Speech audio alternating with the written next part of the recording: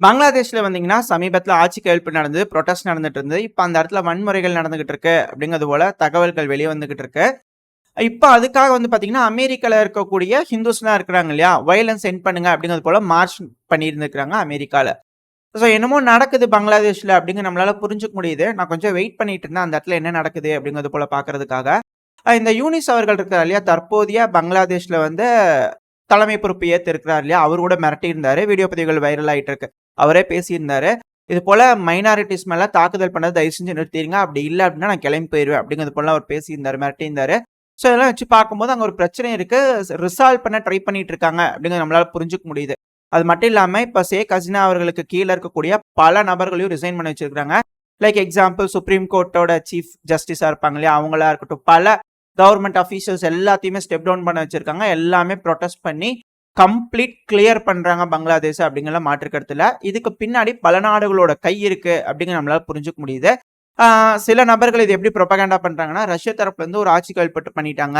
இதனால இந்தியர்களுக்கு எதிரா வந்து அவங்க புரொடெஸ்ட் பண்ண வச்சுட்டு இருக்காங்க. ரஷ்யா தூண்டி விட்டுருக்காங்க அப்படிங்கிறது போல சில நபர்கள் பண்றாங்க. சில நபர்கள் சைனா அப்படிங்கிறாங்க. சில நபர்கள் அமெரிக்கான்றாங்க. சில நபர்கள் பாகிஸ்தான் அப்படிங்கிறாங்க. எல்லாத்தோட கையும் அங்க இருக்குது. இவங்க தான், அவங்க தான், அவங்க இல்ல நல்லவங்க அப்படிங்கிறது இல்ல.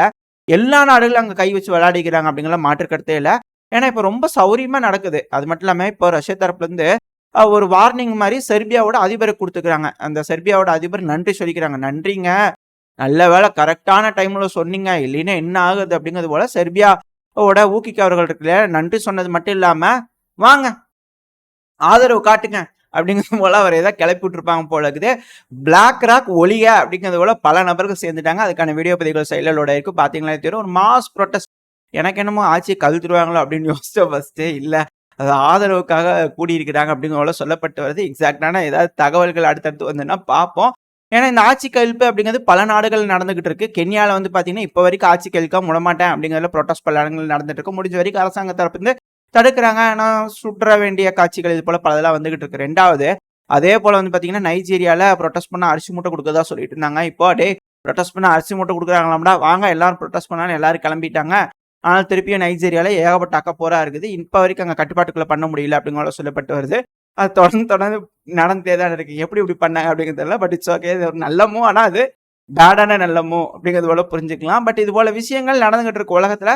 ஸோ நம்மளும் கொஞ்சம் பார்த்து சூதானமா இருக்க வேண்டியது ரொம்ப ரொம்ப அவசியம். ஏன் அப்படின்னா, இந்த இடத்துல சைனா கை வச்சிருந்தாங்கன்னு வச்சுக்கோங்களேன். இன்கேஸ் அப்படிங்கும்போது சமீபத்துல இம்ரான் கான் அவர்கள் கிட்ட இருந்து ஒரு ஸ்டேட்மெண்ட் வந்தது. அவரை ரிலீஸ் பண்ண சொல்லி இதே அமெரிக்கால இன்னொரு குரூப் வந்து புரொடெஸ்ட் பண்ணிட்டு இருந்தாங்க. பாகிஸ்தானிஸ். இம்ரான் கானை ரிலீஸ் பண்ண சொல்லி பிரஷர் கொடுங்க அப்படிங்கிறது போல ப்ரொடெஸ்ட் நடந்துட்டு இருந்தது. ஆனா இப்ப பாகிஸ்தானுக்குள்ள வந்து பாத்தீங்கன்னா அவர் தீவிரவாதி, அதாவது சீக்ரெட் சர்வீஸ்க்குள்ள டைப் வச்சிருந்தாங்க அந்த பார்ட்டி அப்படிங்கிறது போல விஷயங்கள் அங்க நடந்துட்டு இருக்கு. பாகிஸ்தான்ல யாரோட கை ஓங்கி இருக்கு, யாரோட கை ஓங்கறதுக்காக காத்துக்கிட்டு இருக்கு அப்படிங்கிறது நம்மளுக்கு நல்லா தெரியும். இங்கேயும் சைனா, பாகிஸ்தான்லயும் சைனா, பங்களாதேஷி சைனானா யோசிச்சு பாருங்க. 2 ஃப்ரண்ட் கண்டிப்பா நம்மளுக்கு எதிராக தூண்டி விட்டு ஏதோ ஒரு வேலையை செஞ்சிருவாங்க. விஜிலண்டா இருப்போம். யாரு வேணாலும் என்ன வேணாலும் செய்யலாம். ஒருவேளை அமெரிக்கா பங்களாதேஷ்லயும், அமெரிக்கா பாகிஸ்தான்லயும் தான் சேம் நடக்கும். யார் எந்த பக்கத்துல சேம் நடக்கும். ஏன்னா எந்த நாடு நிம்மதியா இருக்குது, எந்த நாட்டுக்கும் பிடிக்கல. அவங்களுக்கு வேணுங்கிற ஆளை கொண்டு வந்து வச்சு ஏதோ ஆட்டி பார்க்கணும் அப்படிங்கறத நினைக்கிறாங்க. ஏன்னா இப்ப இருக்கக்கூடிய சூழ்நிலையில உலகப்போர் வரப்போகுது. ஆளுங்க வேணும் சாகிறதுக்கு. ஸோ என்ன வேணாலும் செய்வாங்க. இங்க ஒரு பொம்மையை கொண்டு வந்து வச்சாங்கன்னா உக்ரைனுக்கு என்ன நடக்குதோ அதுதான் நாளைக்கு நம்மளுக்கும் நடக்கும். சரி, ஓகே. இப்போ உக்ரைன்ல போன பதிவில் நம்ம எந்த இடத்துல முடிச்சிருந்தோம் அப்படின்னா, ஏன் வந்து உக்ரைன் வந்து நெகோசியேஷனுக்கே போக மாட்டேறாங்க, தொடர்ந்து சண்டை பிடிக்கணும்னு நினைச்சுக்கிட்டே இருக்காங்க. இழப்புகள் அதிகமா இருக்கே, வீரர்கள் கம்மியா இருக்காங்களே, இது போல ஏகப்பட்ட கேள்விகள் இருந்தாலும் ஏன் உக்ரைனே நெகோசியேஷனுக்கு போக மாட்டேறாங்க? அது மட்டும் இல்லாம ஏன் உக்ரைனை நெகோசியேஷன் போக சொல்லி மேற்குலக நாடுகள் அலோவ் பண்ண மாட்டாங்க? ஏன் தொடர்ந்து ஆயுதங்கள் கொடுத்துக்கிட்டே இருக்காங்க அப்படிங்கிறது போல பல கேள்விகள் வருது இல்லையா? இந்த கேள்விகளுக்கு எல்லாம் பதில் என்ன அப்படின்னா, இப்போ ஒரு வேலை நடக்கக்கூடிய சினாரியோஸ் நான் சொல்றேன். இது இப்படித்தான் நடக்கும் அப்படின்னு நான் சொல்ல கிடையாது. மேபி இன்கேஸ் இப்படி நடந்துச்சுன்னா எப்படி இருக்கும் அப்படின்னு என்னோட ஒரு தனிப்பட்ட கருத்துல, என்னோட ஒரு பார்வையில அவங்க கிட்ட சொல்றேன். உங்களோட கருத்துக்கள் எதுவா இருந்தாலும் நீங்க கமெண்ட் செக்ஷன் சொல்லலாம். மேபி டிஸ்கஸ் பண்ணோம்னா பிக்சர் பண்றதுக்கு ஒரு நல்ல வழியா இருக்கும். இன்கேஸ் நம்ம நாட்டுல யாராவது ஃபியூச்சரா இப்படி ட்ரை பண்ணா கூட நம்ம தெரிஞ்சுக்க முடியும் இல்லையா? அந்த ஒரு புரிதலுக்காக நம்ம பேசினாலே எந்த தப்பு இருக்கிற மாதிரி எனக்கு தெரியல. ஒருவேளை இப்ப இருக்க சூழ்நிலையில ரஷ்யா கிட்ட உக்ரைன் போய் சமாதான பேச்சுவார்த்தைக்கு போறாங்கன்னு வச்சுக்கோங்களேன். அந்த சமயத்துல ரஷ்யா இது போல 4 ஒப்லாஸ்ட் வந்து போ அப்படின்ட்டு இருக்காங்க. ஆனா இதுக்கப்புறம் கோர்ஸ்க்கு அப்புறம் அது மாதிரி இருக்குமான்னு தெரியல. பட் ஆனா அப்படி நடக்குதுன்னு வச்சுக்கோங்களேன். இந்த 4 ஒப்லாஸ்டையும் ரஷ்யா கொடுத்ததுக்கு அப்புறமா உக்ரைன் நெகோசியேஷன் முடிச்சுட்டு எல்லாம் சமாதானமா போய் உட்காராரு ஜெலன்ஸ்கி அவர்கள் உட்காராருன்னா எலெக்ஷன் வச்சாகணும். ஸோ அப்படி எலெக்ஷன் வைக்கும்போது மக்கள் ஜெலன்ஸ்கி அவர்களை ஏத்துக்குவாங்களா அப்படின்ற கேள்விகள் வருது இல்லையா? 2வது இங்க இருக்கக்கூடிய கிரைம்ஸ் இருக்கு. ஒருவேளை ரஷ்யாக்கு ஆதரவான ஒரு நபர் அந்த இடத்துல ஜெயிச்சிட்டாருன்னு வச்சுக்கோங்களேன். இப்போ ஒண்ணுமே இல்ல. உக்ரைன்ல இருக்கக்கூடிய ஒரு பொலிட்டிஷியன், அங்க சோசியல் ரிபப்ளிக் பார்ட்டிஸ் தான் இருக்காங்க. ஸோ அந்த டைம்ல இருக்கக்கூடிய அந்த தலைவர் வந்து பாத்தீங்கன்னா ரஷ்யாவுக்கு போய் புட்டின் அவர்கிட்ட ஒரு கட்டி பிடிச்சி போட்டோ ஷூட் எடுத்து வந்து, இங்க பாருங்க நான் ரஷ்யாவோட திரும்பவும் பழையபடி எல்லாத்தையும் சரி பண்ணுவேன் அப்படிங்கிறது போல சொல்லி நின்னாருன்னா, அந்த இடத்துல நல்லா தெரிஞ்சுக்கணும், ப்ரோ வெஸ்டர்ன் பாப்புலேஷனை விட ப்ரோ ரஷ்யன் பாப்புலேஷனும் 2வது நியூட்ரல் ஸ்டாண்ட்ல இருக்கக்கூடிய பாப்புலேஷன், எவனோ இருந்து தொலைங்கடா, எங்களுக்கு நிம்மதியா வாழ விடுங்கடா அப்படிங்கிறது போல சில நபர்கள் இருப்பாங்க இல்லையா, என்ன மாதிரியான நபர்கள். ஸோ அந்த மாதிரியான நபர்களுக்கு நான் சொல்றேன், அந்த பாப்புலேஷன் தான் ரொம்ப அதிகம். இந்த ஓட்டிங் எடுத்து பார்த்தீங்கனாலே உங்களுக்கு தெரியும். கீவுக்கு மேல அந்த வெஸ்டர்ன் கண்ட்ரிஸ் இருக்கு இல்லையா, அந்த போலாண்டு, ஸ்லோவாக்கியா, ஹங்கேரி, அந்த சைட்ல நீங்க ட்ராக் வரைஞ்சிங்க அப்படின்னா கீழே இருக்கக்கூடிய அந்த ஒடசா அதெல்லாமே வந்து பாத்தீங்கன்னா ப்ரோ ரஷ்யன் நியூட்ரலா இருக்கக்கூடிய மக்கள். அந்த சைடில் இருக்கிறவங்க மட்டும்தான் ஓட்டுகள் அதிகமா வந்து ப்ரோ வெஸ்டர்ன்ல இருக்கிறவங்களுக்கு போடுவாங்க. அந்த டைம்ல அதிகமா மெஜாரிட்டி அவங்களுக்கு கிடைக்காது. அதனாலதான் ஆட்சியை கலைச்சி ஏகப்பட்ட இம்சைகளை கொண்டு வந்து சேம் ஆட்சி கழிப்பு பண்ணி ஜெலன்ஸ்கி அவர்களை இன்ஸ்டால் பண்ணிக்கிறாங்க. அதுக்கு முன்னாடி இன்னொருத்தர் இருந்தாரு, அதுக்கப்புறம் எலெக்ஷன் வச்சு தான் இவர் வந்தாரு. இவர் தெரியும் மக்கள் மனசுல எப்படி பண்ணாங்கன்னு. இதுக்கு மேல அது போல செய்ய முடியுமா அப்படின்னு கேட்டா அது ஒரு கேள்விக்குறி தான். ப்ரோ வெஸ்டர்ன்ல இருக்கிற ஒரு நபர் வந்து அங்க ஆட்சியாள முடியும்னா ரொம்ப ரொம்ப சந்தேகம். ரஷ்யாக்கு ஃபேவரா இருக்கிற ஒரு நபர் தான் அங்க வந்து இருப்பாங்க. ஸோ அப்படி இருக்கும்போது நீங்களே யோசிச்சு பாருங்க எந்த அளவுக்கான இழப்புகள் உக்ரைன் சந்திச்சிருக்கும். ஒருவேளை ஜெலன்ஸ்கி அவர்கள் உக்ரைன்லயே இருந்தாரு அப்படின்னா கண்டிப்பா அப்ப எலெக்ட் ஆகக்கூடிய நபர் இருக்கக்கூடிய ஊழல்களையும் சரி, எத்தனை நபர்கள் இறந்திருக்கிறாங்க எல்லா கவுண்ட் எடுத்து பார்க்கும்போது ஜெலன்ஸ்கி அவர்களை பிடிச்சி ஜெயில போட மாட்டாங்க. இன்கேஸ் அவருக்கான தண்டனைகள் கொடுக்க மாட்டாங்கன்னு என்ன நிச்சயம்? ஸோ அப்ப அவர் என்ன செய்வாரு, இங்கிருந்து தப்பிச்சு ஓடுறதுக்கு தான் பார்ப்பாரு. உக்ரைன்ல இருந்து தப்பிச்சு ஓடுறாரு, ஒரு நாட்டுக்கு போய் அசைலம் கேட்கிறான்னு வச்சுக்கோங்க. இன்கேஸ் யூகேவா இருக்கட்டும், யுஎஸ்ஆ இருக்கட்டும், அந்த சமயத்துல அங்க இருக்கக்கூடிய நாடு இருக்கு இல்லையா, அந்த அரசாங்கம் இருக்கு இல்லையா, உக்ரைனோட அரசாங்கம் சுப்ரீம் கோர்ட் கிட்ட இருந்தோ இல்ல அந்த நாட்டோட அதிபர் கிட்ட இருந்தோ மத்தவங்க கிட்ட இருந்தோ ஒரு ப்ரெஷர் கொடுக்குறான்னு வச்சுக்கோங்க. ஜெலன்ஸ்கிங்கிற ஒரு கிரிமினல் குற்றவாளி, தயவு செஞ்சு எங்க நாட்டுக்கு அனுப்பி விடுங்க, நாங்க ஒரு தண்டனை கொடுக்கணும்னு கேட்டா சேம் பங்களாதேஷோட ஷேக் ஹசீனா அவர்கள் நம்ம நாட்டில் இருக்காங்க, இருக்கிற வரைக்கும் ஒரு பிரச்சனை. ஏன் அப்படின்னா சுப்ரீம் கோர்ட்ல இருந்து அது போல சமீபத்தில் ஒரு கோர்ட்ல இருந்து அது போல ஒரு ஆர்டர் வந்தது, அவங்கள முதல்ல எங்க நாட்டுக்கு அனுப்புங்க அப்படிங்கிறது போல.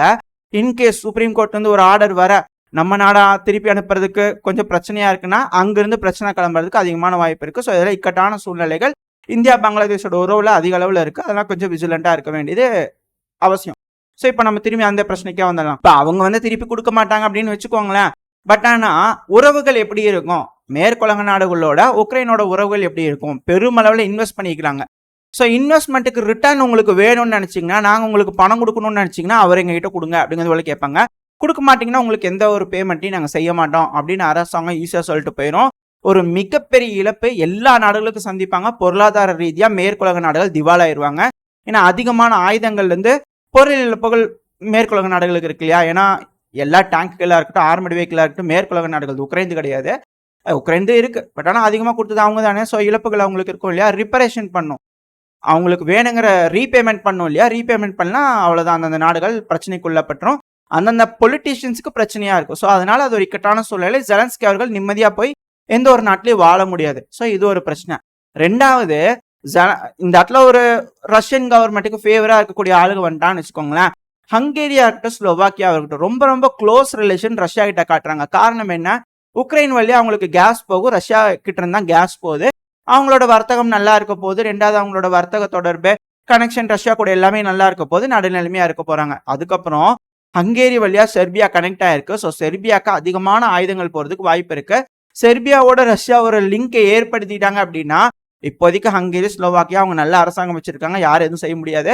இன்கேஸ் அப்படிங்கிற பட்சத்துல செர்பியாவோட கனெக்ஷன் ஏற்பட்டுட்டாங்கன்னா Hungary, Slovakia, Serbia, Russia, Ukraine இவங்க எல்லாருமே பொருளாதார ரீதியா யூரோப்பியன் யூனியனை டாமினேட் பண்ண ஆரம்பிச்சிருவாங்க. ஏன்னா இவங்க வல்லரசு நாடுகளா மாறிடுவாங்க. காரணம் எப்படின்னு கேட்டீங்கன்னா, யூரோப்ல இருக்கக்கூடிய எல்லா லித்தியம் ரிசோர்ஸும் ரஷ்யா கிட்ட வந்துடும். அதுக்கான முழு கட்டுப்பாடும் ரஷ்யாவோட கட்டுப்பாட்டுக்குள்ள வந்துடும். அந்த லித்தியம் ரிசோர்ஸா இருக்கட்டும், பெருமளவுல மினரல் ரிசோர்ஸா இருக்கட்டும், கேஸா இருக்கட்டும், ஆயிலா இருக்கட்டும், எல்லாமே ரஷ்யா கிட்ட தான் கேட்டாகணுன்ற கட்டாயம் வந்துடும். இது மேற்குலக நாடுகளுக்கு ரொம்ப ரொம்ப கஷ்டம். அது மட்டும் இல்லாம இப்ப செர்பியால அதிகமான லித்தியம் ரிசோர்ஸ், அதாவது இந்த யூரோப்ல அதிகமான லித்தியம் ரிசோர்ஸ்ங்கிறது செர்பியால தான் இருக்கு. இப்ப அதை ஜெர்மனி எடுத்துக்கிட்டு இருக்காங்க. சமீபத்தில் ஒரு பிரச்சனை இருந்தா திருப்பி அதை எனேபிள் பண்ணிட்டாங்க.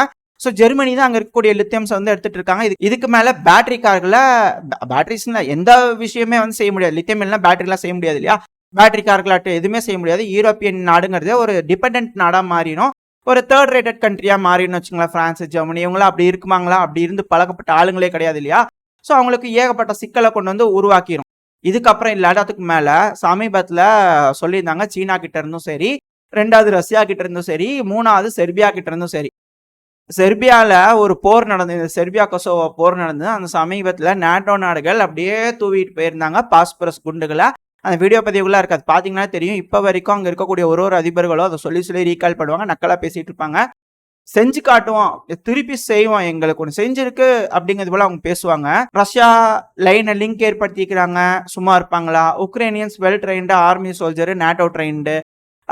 அவங்களுக்கு மனசுல வந்து பாத்தீங்கன்னா எப்படி இருக்கும்? நேட்டோ நாடுகள் ஏமாத்திட்டாங்க நம்மளை, இவ்வளோ நபர்களை ஆட்சி கவிழ்ப்பு, ரஷ்யானால எல்லா இடத்தையும் ஆட்சி கவிழ்ப்பு செய்ய முடியுதுன்னா ப்ரொபகண்டா பண்ணி மேற்குலக நாடுகளுக்கு எதிராக திருப்பிடலாம். அவங்கள போர்லயே இருந்தவங்க இன்னொரு 1-2 வருஷத்துக்குள்ள போர் செய்யறாங்கன்னு வச்சுங்களேன், சும்மா விட மாட்டாங்க. ஏன்னா இப்ப கூட சில விஷயங்கள் எனக்கு ஞாபகம் இருக்கு, உங்களுக்கு இருக்கா அப்படிங்கிறது தெரியல. அதாவது ரஷ்யா வந்து இப்போ உள்ள போயிருப்பாங்க இல்லையா, உக்ரைனுக்குள்ள போயிருப்பாங்க.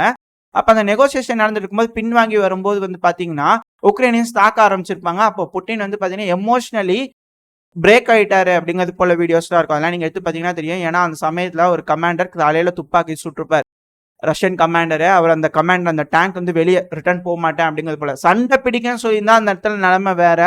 ரிட்டர்ன் வாங்கன்னு சொல்லும் போது பின்னாடி அடிக்கும் போது அங்க இருக்கக்கூடிய ரஷ்யன்ஸுக்கு ஏகப்பட்ட இழப்புகள் ஏற்பட்டுச்சு. பெட்டாலியன்ஸ் ரொம்ப கஷ்டப்பட்டாங்க, நிறைய வீரர்கள் இழந்தாங்க. சில வீரர்கள்லாம் பிரிசனர்ஸ் ஆஃப் வாரா பிடிச்சாங்க. அந்த டைம்ல பண்ணது இப்ப வரைக்கும் அவரோட மனசுல இருக்கு. அது என்னோட ஒரு தனிப்பட்ட கருத்து, மேபி உங்களுக்கு ஞாபகம் இருக்கா என்னமோ தெரியல. அது ஏகப்பட்ட விஷயங்கள் இருந்தது, அதில் விட்டுறலாம், ப்ரொபகண்டாவா போயிடும். ஸோ இது எல்லாத்தையும் வச்சு பார்க்கும்போது ஜெலன்ஸ்கி எல்லாம் ஃபர்ஸ்ட் ரஷ்யா சும்மா விட மாட்டாங்க. 2வது யூரோப்பியன் நாடுகளால் நிம்மதியா இருக்க முடியாது. சைனாவோட டிப்ளமேட்ஸ் மேல குண்டுகளை போட்டிருக்கு நேட்டோ நாடுகள். செர்பியாவுக்கு கொசோவோ மீட் எடுக்கணும். ஏகப்பட்ட விஷயங்கள் இந்த இடத்துல இருக்கு. இதுக்கு மேல பாஸ்னியா ஹெர்சகோவினா, ஐயோ அதெல்லாம் வேற கதை. ஏகப்பட்ட விஷயங்கள் இங்க செஞ்சு வச்சுக்கிறாங்க. அவங்களோட பாஸ்ட்ல அவங்க என்ன செஞ்சிருக்காங்களோ அதை நினைச்சு பயப்படுறாங்க. அதனாலதான் உக்ரைன் தரப்புல இருந்து ஒரு விஷயம் சொல்லிக்கிறாங்க, நாங்க தான் பார்டரு, எங்களை மட்டும் கலந்துட்டாங்கன்னா மவனே நீங்களா செத்தீங்க அப்படிங்கிறது போல அவர் சொல்லுவார் இல்லையா? பிரேக்ஃபாஸ்ட்டுக்கு நானு, லஞ்சுக்கு டின்னருக்கு நீங்க அப்படிங்கிறது போல. ஸோ எல்லாம் நீங்க வச்சு பார்க்கும்போது ஒரு விஷயம் புரிஞ்சுக்குவீங்க, யூரோப்ல என்ன நடக்க காத்துக்கிட்டு இருக்கு அப்படிங்கிறது போல. அந்த ஒரு காரணத்தினாலதான் யூரோப்பியன் நாடுகளும் சரி, நாட்டோ நாடுகள், அமெரிக்காவும் சரி, இந்த இடத்த நம்ம முடிஞ்ச வரைக்கும் போட்டு பார்த்தரலாம் அப்படிங்கிறதுக்காக ஒரு சண்டையில இருக்காங்க. ஸோ இந்த ஒரு காரணத்தினாலதான் அவங்களால தோக்க முடியாது. அவங்களால தோக்க முடியல அப்படிங்கிற ஒரு காரணத்தினாலதான் இது உலக போரா போகும் அப்படிங்கிறது எல்லாத்தோட கருத்தா இருக்கு. இது வந்து உலக போரா போகும் அப்படிங்கிறது போல சொல்றாங்க இல்லையா? ஸோ அதுக்கான காரணங்கள் இதுதான், அடுத்தடுத்த காரணங்கள் இது. ஸோ அதுக்கு சிக்குனது உக்ரைனு. பாவம் அங்க இருக்கிற மக்கள் ஒரு ப்ரொபகண்டாவை நம்பி தேவையில்லாம ஒரு நபரை சூஸ் பண்ணாரு. இதுதான் அங்க இருக்கக்கூடிய பிரச்சனை. அவங்க செஞ்ச ஒரு தப்பு, தவறான ஒரு ஆளை சூஸ் பண்ணது. தவறான ஒரு ஆளை சூஸ் பண்ணனால பிரச்சனை இப்படி வந்துருச்சு. ஸோ அதே போல ஆட்சி கவிழ்ப்பு பல நாடுகள் நடக்குது. நம்மளும் விஜிலண்டா இருக்க வேண்டியது ரொம்ப ரொம்ப அவசியம். ஒரு அளவுக்கு இந்த இடத்துல என்ன நடக்க போகுது, என்ன நடக்கலாம் அப்படிங்கிறது ஒரு விஷுவலா கொடுத்துருப்பேன்னு உங்களுக்கு நினைக்கிறேன். பேச பேச நீங்க கேட்டிருப்பீங்க, சில விஷயங்களை ஓவரா எலாபரேட் பண்ணல. இது என்னோட தனிப்பட்ட கருத்து தான். உங்களோட கருத்துக்கள் என்ன அப்படிங்கிறது மறக்காம கமெண்ட் செக்ஷன்ல சொல்லுங்க. கூட இன்னொரு விஷயம் ஒன்று சொல்லணும்னு நினைச்சேன், மறந்துட்டேன். இந்த மேற்குலக நாடுகள்லாம் பயப்படுறாங்க அப்படிங்கிறது போல விஷயங்கள்லாம் இருக்கு இல்லையா? இதுல லாத்வியா எந்த அளவுக்கு பயப்படுறாங்க அப்படின்னா, ஒரு கிரேட் வால் கட்டிடலாமாங்க அப்படிங்கிறது போல அவங்க கட்டும் பணியில இறங்கியிருக்காங்க. அதுக்கான வீடியோ பதிவு சைடில் லோடா இருக்கும், பார்த்தீங்கன்னா தெரியும். ஐயோ ஒயிட் ஒர்க்கர்ஸ் வந்துருவாங்க அப்படிங்கிறது போல என்னமோ செஞ்சிருக்காங்க அப்படிங்கிறது தெரியுது, பங்கமா செஞ்சிருக்காங்க. ஸோ அதனால ரெடி பண்ணிக்கிட்டு இருக்காங்க லாத்வியா. புரியுதுன்னு நினைக்கிறேன் உங்களுக்கு இந்த இடத்துல எந்த மாதிரியான சூழ்நிலை உருவாகுதுன்ட்டு. இதெல்லாம் தான் காரணம் இந்த பகுதியில் இப்போ வரைக்கும் பதட்டம் நீடிக்கிறதுக்கு. இல்லைன்னா எப்போ உக்ரைன் பேச்சுவார்த்தைக்கு போயிருப்பாங்க. காரணம் யாருன்னு தெரியும். சில அன்பான வார்த்தையால சில நபரை கூப்பிடுங்க, இந்த போரிஸ் ஜான்சன் அவர்கள். அந்த டைம்ல சைன் போட்டிருந்தாங்கன்னா உக்ரைனோட எல்லா பகுதிகளும் உக்ரைன் தான் இருந்திருக்கும், எந்த பிரச்சனையுமே இருந்திருக்காது. கிரீமியால பேச மட்டும் ரஷ்யா வச்சிருப்பாங்க, மற்ற பகுதிகள்லாம் கேட்குற மாதிரி ஏதாவது செஞ்சுருந்தாங்க அப்படின்னா இந்த சண்டையே நடந்திருக்காது. ஏதோ தப்பு பண்ணிட்டாங்க. ஸோ பொலிட்டிக்கல் பிரச்சனைனால இது தொடர்ந்து நடக்குது அப்படிங்கிறது போல சில அனலிஸ்டுகளோட கருத்துக்களா இருக்கு. நானும் யோசிக்கும் போது அப்படிதான் தோணுது. ஸோ இதோட இந்த பதிவு நான் முடிச்சுக்கலாம். இந்த பதிவு எப்படி இருந்துச்சு, உங்களுக்கு பிடிச்சிருந்தா லைக் பண்ணிட்டு உங்க ஃப்ரெண்ட்ஸ் அண்ட் ஃபேமிலியோட ஷேர் பண்ணிக்கோங்க. அது கூடவே மறக்காம இந்த பதிவு பத்தின உங்களோட கருத்துக்களை கமெண்ட் செக்ஷன்ல சொல்லுங்க. இந்த பதிவு நல்லா இருக்குன்ற நம்பிக்கையில் அடுத்த பதிவில் உங்களை சந்திக்கிறேன். அது வரைக்கும் ஸ்டே சேஃப். Bye bye.